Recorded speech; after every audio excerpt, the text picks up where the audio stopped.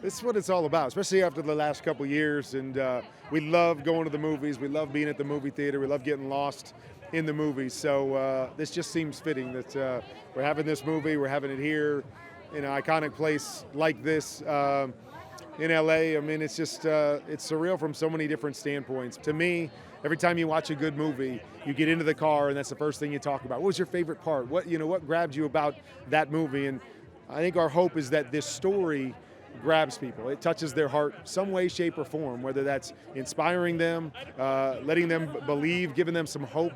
Everybody knows the football story, and it's been well documented, but to get the rest of the story, and I'm excited for them to hear Brenda's story. I'm excited for them to hear Zach's story. I've got to do this for a long time, where the spotlight was on me, but they were such a huge part of this entire journey, and to be able to make this movie about us, not just about me, is what I'm most excited for people to see.